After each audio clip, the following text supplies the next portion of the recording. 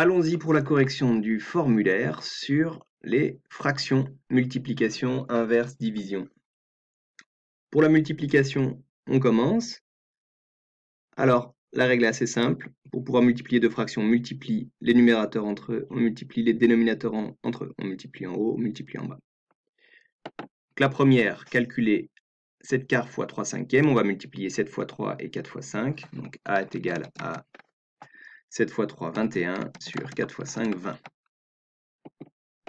Pour le calcul B, on va faire la même chose. Moins 5 huitièmes fois moins 1 quart, on multiplie moins 5 fois moins 1, moins fois moins, ça fait plus. Donc 5 fois 1, 5.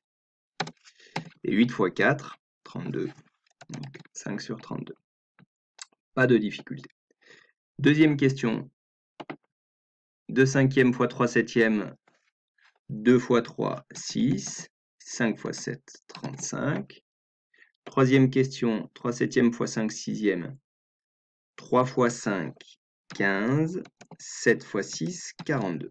Ok, mais ça, on va pouvoir le simplifier parce que 15, c'est 5 fois 3 et 42, c'est 6 fois 7. Alors 6 fois 7, ça ne nous intéresse pas trop, mais c'est aussi 3 fois 14. Donc là, je peux simplifier par 3. Au numérateur, il reste 5 et au dénominateur, il reste 14.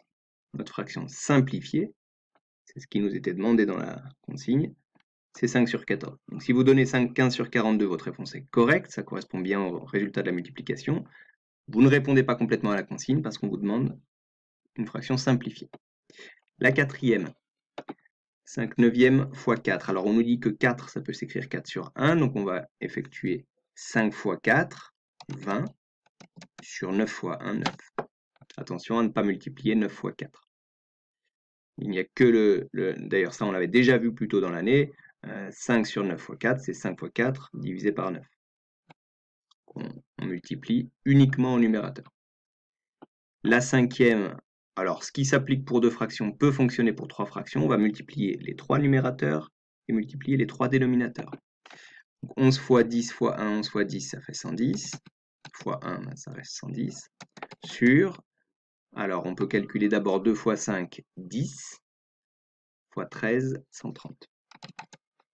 Et on peut ensuite simplifier. Alors ça simplifie par 10, on le voit parce que les deux nombres terminent par 0, c'est égal à 11 treizièmes. Partie B, on va compléter la définition. Alors là, c'est vraiment la leçon. Donc j'en ai sur 5 là que j'ai vu qui ont répondu, j'ai une seule personne qui m'a complété la définition de manière complète. Il n'y a qu'à ouvrir le fichier, lire, recopier. Deux nombres sont inverses l'un de l'autre si leur produit vaut 1. Si on les multiplie entre eux et que ça fait 1, on va dire que ces deux nombres, ce sont des inverses. L'inverse de 5, alors on peut l'écrire un cinquième, mais un cinquième ici, il n'y est pas. Alors c'est pas moins 5, attention, ça c'est l'opposé. C'est pas non plus 0,5, parce que 5 fois 0,5, ça fait 2,5. 0,2 c'est bon, parce que 5 fois 0,2, ça fait 1. Et 0,2, c'est la même chose que 1 cinquième. C'est son écriture décimale. L'inverse de 3, 1 tiers, parce que 3 fois 1 tiers, ça fait 1. L'inverse de moins 7, moins 1 septième, parce que moins 7 fois moins 1 septième, ça fait plus 1. La cinquième, l'inverse de 8 neuvième, c'est 9 huitièmes, parce que 8 neuvième fois 9 huitièmes, 8 fois 9, 72, 8 fois 9, 72, ça fait bien 1.